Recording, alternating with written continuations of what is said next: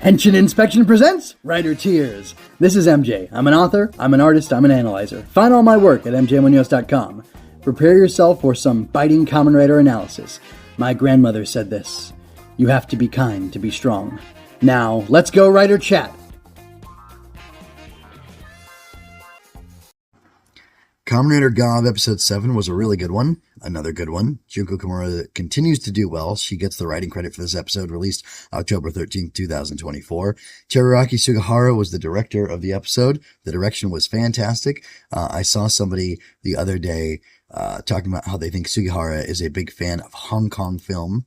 And like this running thing was a reference to a movie called Hardboiled that came out in 1992, and they put up a clip of it, and I could definitely see the parallels. So that was really cool.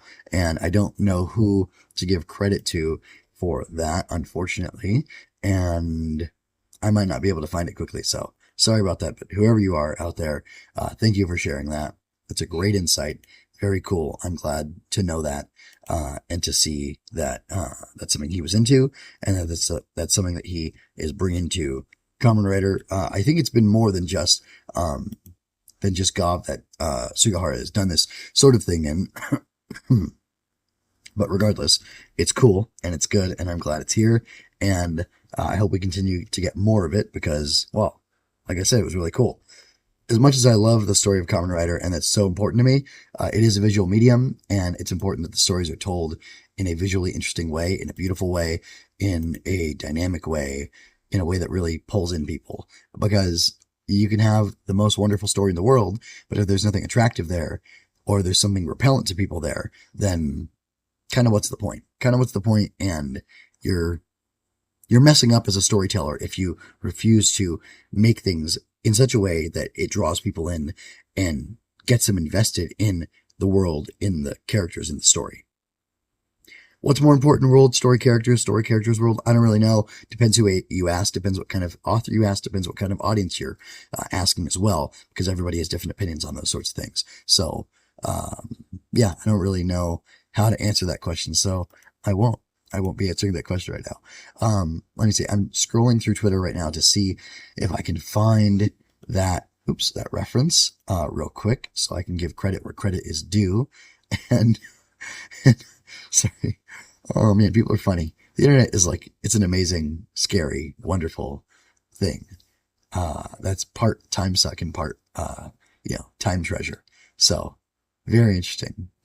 Very, very interesting. So, yes, I would say that I'm not going to find it scrolling through right now. So I'm going to pivot, and I'm going to go back to talking about the episode on my terms and the way I want to. So anyway, here we go. What else did Sugihara direct so far in Gavv? Let's see. 1, 2, 7, and 8. Okay, so 1 and 2, the first and second episodes, which had amazing action. Remember, we all freaked out about the boxcar action that we were getting there. So very appropriate, very cool, Sugihara. Thank you very much. Your work is appreciated. And, so getting back to talking about the story stuff and the character stuff that I'm so interested in. I love this dualism that's going on. I mentioned last time, we've got 2 writer teams forming. We've got the Kenzo Honto team. We've got the Dente Shoma team. And 2 of them are Granite, and 2 of them are human. Unless Kenzo is a lost half-brother, and he is a stomach as well. Because Shoma seems to be able to conceal his stomach, at least his clothing does. That might just be for the prop. And then it appears. And then in the preview for next episode, Kenzo specifically, and then the Stomach Inc. family, they're hiding their stomachs as well because, was it Greta? Is that you, Greta? Let's see, what is her name? Shoma, both stay, Honto, that cleared up chocolate coon, Shoma, Stomach Inc., Beck on Earth, Chachika, Takumi, Tamaki, Happy Party, Moscow. I'm trying really hard. Trying so hard. Glotta. There we go. Glotta. I was close with whatever I said. Anyway, so Glotta is, able to hide her belt. She's definitely wearing clothes where you would see the stomach thing if she had it out. And the other sisters, Sheeta and Jeeb, their belt is concealed too. So anyway, the stomach thing is concealed. And their stomachs look different too from Shoma's, don't they? They don't have like the full monstrous stomachs of the part-timers, and they don't have the full stomachs, the monstrous stomachs of, the actual monsters, the part-timers when they're transformed. So they've got some other kind of stomach that is concealed. So it could be possible that Kenzo is one of them. And maybe he's not half Granute, maybe he's whole Granute. But then again, maybe he is half Granute and the stomach is concealable through certain means, and maybe he has those means. So anyway, we've got the two parallel teams. We've got Gavv and Valen. We've got Dente and Kenzo as the mad scientist behind them. And we have the two of them not confronting each other, meeting each other and having interactions with each other. And I was really disappointed at the end of the last episode. It looked like they weren't going to meet anytime soon. And the preview kind of, dispelled that concern for me. But I was worried about when they would meet and how they would meet and how contentious things might be. But what happened was they talked. They talked and they had a reasonable conversation while keeping their distance from each other. And, like both fronting and both internally freaking out. And we got to see that. And that was really cute and adorable. And I like that we're seeing like they're being serious, like they're handling it seriously and they're trying to do things in a serious way that makes sense in a world of like danger and threats and things like that. They're not just being silly goofballs externally, but internally they are being silly goofballs because that's who they are. And that's kind of a nice balance. Like they get to have that harder edge. They get to be standoffish. They get to interrogate each other and like find out, is this guy an enemy or an ally? And what is he doing? And like, are you going to hurt humans? No way. I've never hurt humans. Okay, fine. Great. Then you're good.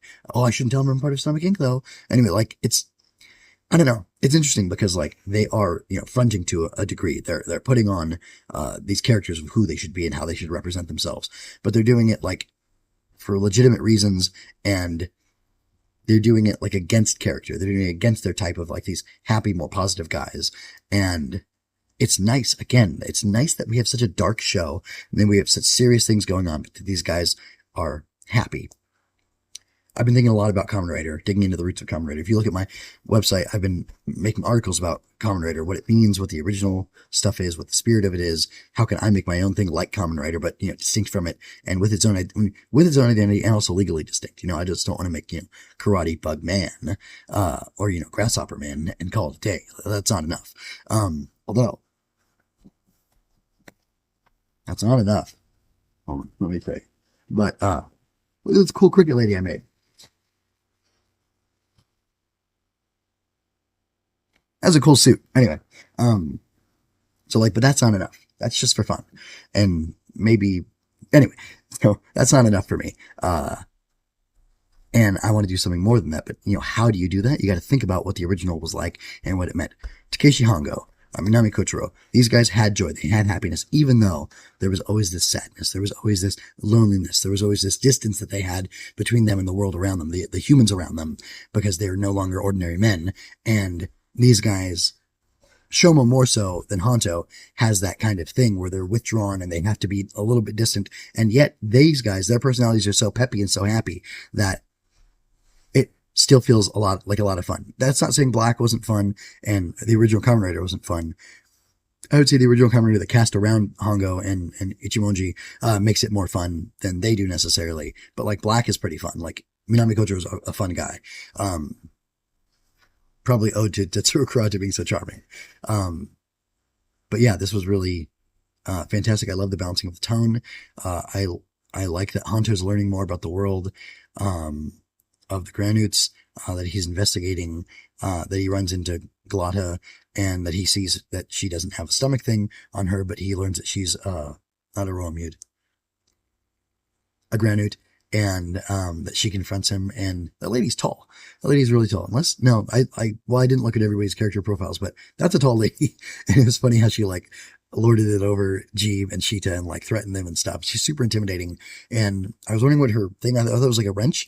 But it turns out it's this collapsible scythe thing that she has, a Granute scythe, which is super cool. Kind of reminds me of Marluxia, I think, from, dude looks like a lady from Kingdom Hearts Organization 13. Anyway, with his pink scythe and his flowers and stuff. Anyway, kind of fun.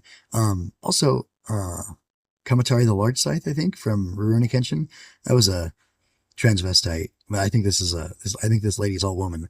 But still they have, that sort of thing going on in the show. So anyway, I don't want to talk more about that. But it's just an interesting connection, interesting visual connection, I think, sort of, maybe. She's a big lady. Kind of like, she's like Japanese Sigourney Weaver, kind of what I think about when I see this lady. Anyway, so yeah, I really like this episode. I like where it's going. I like the tone. I like the direction.